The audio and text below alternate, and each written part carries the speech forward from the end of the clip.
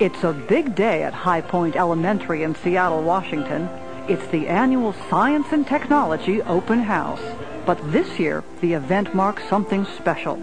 The grand opening of a virtual museum created by teacher Abby Alessi's 4th and 5th grade students. Assuming roles such as curator, exhibit designer, public relations officer, her students put together exhibits covering a variety of Washington state topics, including history makers, geography, the environment, and the economy. Everybody is a computer!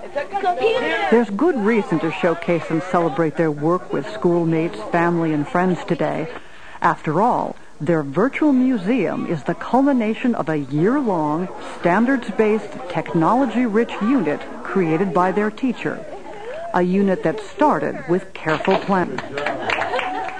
Abby wanted to focus on history and language arts, but looked at how she could integrate as many of the core curriculum subjects as possible, challenging her students in a variety of ways to develop higher-level thinking skills, problem-solving skills, and communication skills.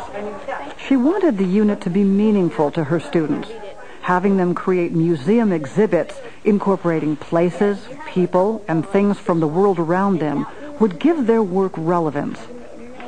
She also knew by giving her students an opportunity to use the tools that were being used in the world outside the classroom, it would engage their learning. Using a curriculum map, Abby laid out all the subjects she would be teaching for the year, along with the requisite standards that needed to be met. This mapping helped her pace the museum unit within the context of everything else she needed to address during the year, ensuring no overlap. It also helped her to use her time more efficiently. Some of the big topics that you can choose from are using a PowerPoint presentation at the beginning of the year, she laid out the unit for her students, explaining what they would be doing and what she expected from them. Her presentation also served to model the kind of performance she expected her students to deliver with their own multimedia presentations at the end of the year.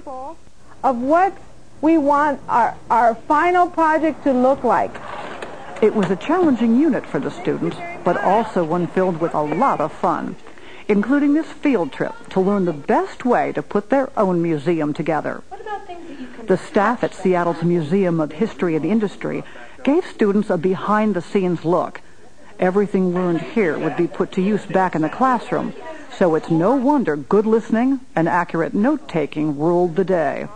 Curators, you have 2 major jobs to do today.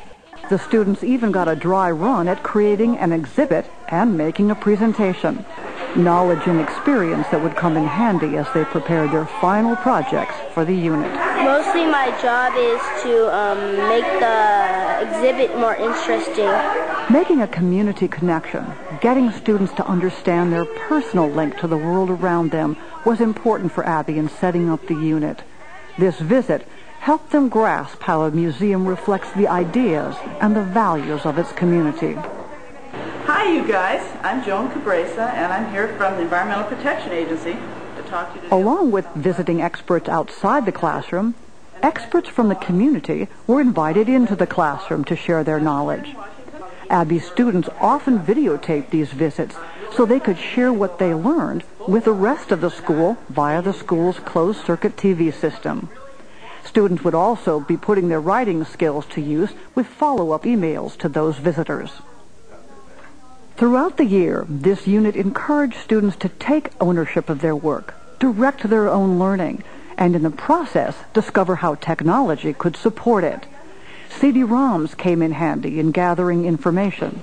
The Internet served as a valuable tool for research. Digital cameras allowed the students to capture explosive pictures for their presentations. Not quite St. Helens, but a process no less that helped them take pride in their work. It was also an opportunity for Abby to creatively infuse her teaching with the technology she's gained through workshops and seminars she's attended. Abby will be the first to admit, however, this unit has been a team effort all the way. Just as the students worked and learned from each other, Abby brainstormed and worked with her colleagues to enrich the unit. All right, take a piece of chalk, Tony, and The school's art instructor was instrumental in assisting both Abby and the students in creating the mural that would become part of the final project. Throughout the museum unit, careful attention was paid toward assessment. Abby created rubrics tailored to the unit. She also had her students doing self-assessment, making entries in a journal as they advanced through the unit.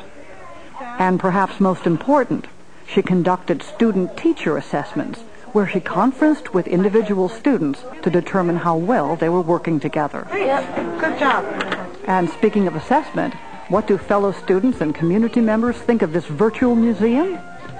Based on the enthusiasm and interest shown here, this grand opening and this standards-based, technology-rich unit can both be considered a smashing success. To create a successful standards-based unit of study that integrates technology, 5 key areas need to be addressed: curriculum planning, assessment, staff development, technology integration, and community connection. Perhaps the most important is planning, as it sets the stage for everything that follows. Taking the museum unit from her district's adopted social studies curriculum called StoryPath, Abby started by looking at the standards students needed to achieve. Because she wanted to include other parts of the curriculum, like writing, communication, and fine arts, she looked at the benchmarks for those subjects as well.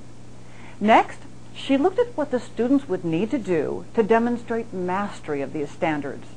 Then, she looked at what instructional activities could be created to ensure students were developing the skills and knowledge set out in the curriculum standards. She also spent time planning how technology might be integrated, using it for student research, writing, and their final presentation.